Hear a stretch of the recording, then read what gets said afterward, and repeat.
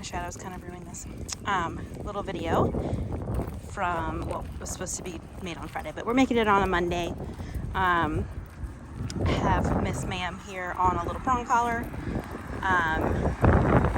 Let's go. Let's wait for this car to go by. Let's go. The reason that I use, oh my gosh, every time I start recording, 1,000 cars go by. The reason I use prong collars is for clarity's sake. So when I have her on other tools, she tends to, good girl, to just kind of like skate around, dragging. She's typically just kind of willing to deal with the pressure source from other tools like the harness or just a flat collar. And it creates a lot of frustration where she's just trying to get somewhere and can't, and there's no consequence to make her not want to do that. So with the prong, whoops, sorry, sweetie, I stepped on you. With the prong, it gives us a little bit more of like an annoyance or a discomfort where she's responsive to it in the moment. So the moment I'm like, hey, I don't really like that, I can apply, good, just the tiniest little, let's go, good, like right there. Little bit of pressure, and for her, because she's so small, like I really just need like just the 2-finger amount of pressure. Good girl. Sorry, got hair in my mouth. Let's go. Good girl. The tiniest little bit of pressure that she's responsive to it, or excuse me, responsive to in the moment, and I can take away that lack of clarity. Thank you. Hold on, I got it. So much hair in my mouth. Good job. It's like right here we have a person passing, so instead of letting her good fixate on it, I can just, let's go. Good. Move her back into my space. Good. Nope. So distracted. I don't know what I was saying. So yeah, I can apply a little bit of pressure in the moment she's responding to it. We're not fighting with her. She's not dragging and getting frustrated, hurting herself, none of that.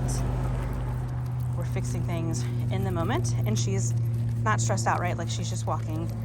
She's getting a little bit kind of distracted by things happening around her, but she's a baby. We're fixing things, we're working through it. Hey, good.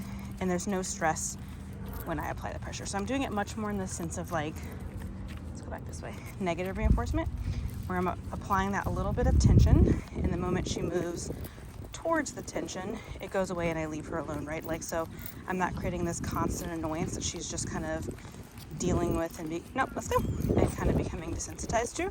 Like I want it to be, you're only feeling this collar when you're out of the little pocket that I want for you. Let's go.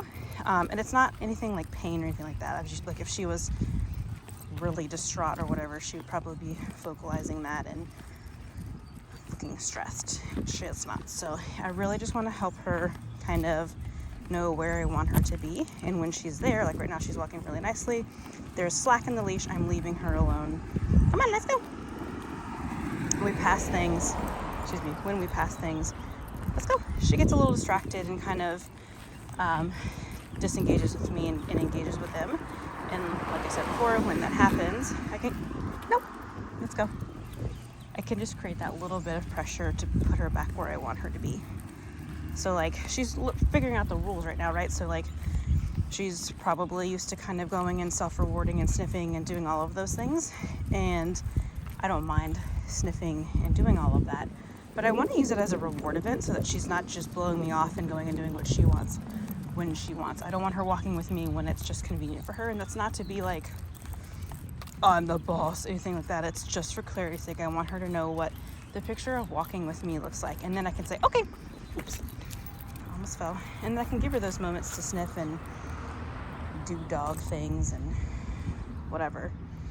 But it's on my terms, and that makes our relationship a little bit more pleasant. And I'm not showing her by, oh, let's stop and sniff, oh, let's stop and do this. I'm not showing her like, hey, like you can just go and stop and do other things when you feel like it. I want her, especially since she's such a, what?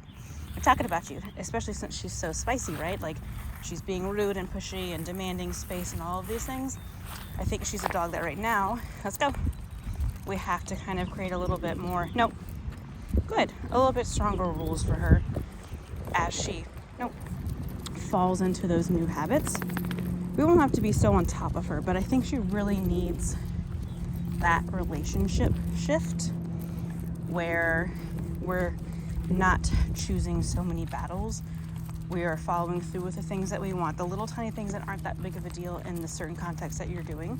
Oh, that makes sense. Like, I want to, even if I don't really care that she does this right now, I'm going to make sure she does it so that she doesn't start, so that she stops only doing things when they're convenient for her. It's kind of what she is right now. Like, she's ruling the roost. Hey, you can't sit here. I want to be here. Nope, none of that stuff. Until you start following my rules, those little things I'm going to be nitpicking. Oh, that makes sense. When I walk and ramble, I feel like I just kind of go on a tangent. Hey, nope, good. Okay, say goodbye. Boop.